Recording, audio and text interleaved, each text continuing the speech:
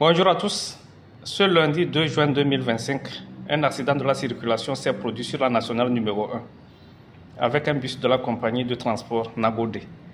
On déplore malheureusement beaucoup de morts et des blessés.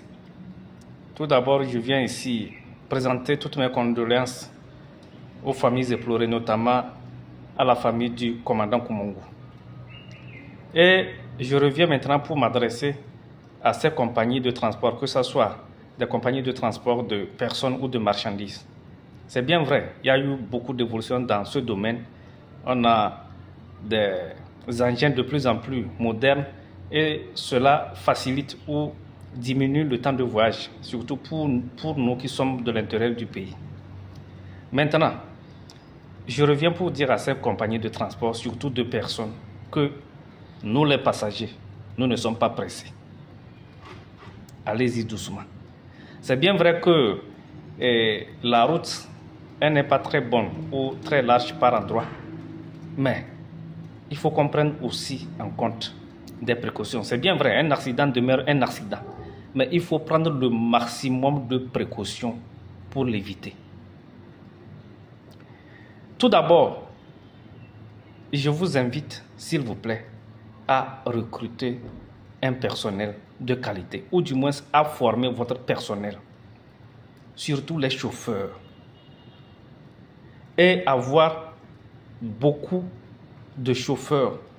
Si c'est le même chauffeur qu'on va dire, il faut conduire jusqu'à Dapong, le lendemain conduire jusqu'à revenir à Lomé, sans avoir peut-être 48 heures de repos, reprendre encore la route. Mais à un moment donné, on est fatigué, le corps peut lâcher, l'imprudence peut naître à n'importe quel moment. Je ne m'adresse pas qu'à Nagodé, à toutes les compagnies de transport, surtout de personnes. Il faut former votre personnel. Parce que si on va avoir des bus de plus en plus modernes, de plus en plus luxueux, et qu'on a toujours nos chauffeurs du temps colonial là, qui vont manier n'importe comment, ben, on ne peut pas s'en sortir.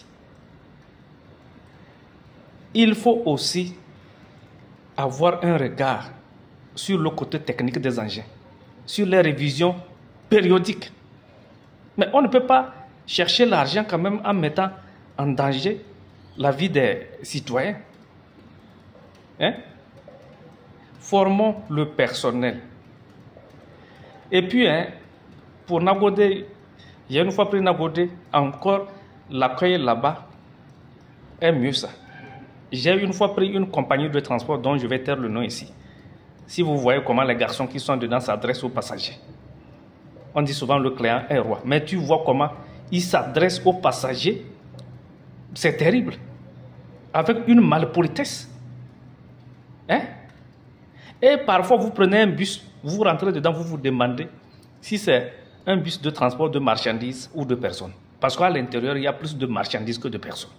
Mais pourquoi? Alors que les bus sont conçus avec des normes, avec le poids qu'il faut respecter, tout ça. Mais ce n'est pas bien. C'est bien vrai que nous aussi, les Togolais, nous avons un gros problème de civisme. Simple exemple, le port de casque. Les gens portent le casque parce qu'il y a policier sur la route, et sinon ils s'en foutent. Ceinture de sécurité, les gens le mettent parce qu'il a peur des policiers. Sinon ils s'en foutent de tout ça. S'il vous plaît. Parce qu'il y a beaucoup de... Il suffit de prendre la route, vous voyez les accidents par gauche, à droite, partout. C'est pas bien. C'est bien vrai, tout le monde est conscient que la route n'est pas très bonne. On est bien conscient. Mais quand on sait que la route n'est pas bonne, il faut aller maintenant doucement, prudemment. C'est ce qu'on peut faire pour éviter qu'il y ait tout le temps des accidents comme ça. Avec des victimes, les familles endeuillées, criant les orphelins. Mais c'est pas possible. Chères compagnies, recyclez, formez vos chauffeurs. Pas seulement que les chauffeurs, tout le personnel. Et surtout, il faut être prompt. C'est parce que parfois, les gens sont en retard. Vous dites que non, l'appel c'est à 5h30, on quitte à 6h.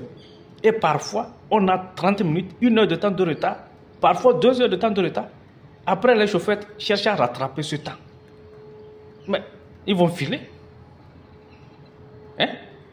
Tous ces facteurs-là rentrent en jeu. Donc, s'il vous plaît, que chacun y mette du sien à son niveau pour qu'on évite au maximum ces cas d'accident de part et d'autre dans notre pays. Parce que nous n'en avons pas besoin. Nous n'en avons pas besoin.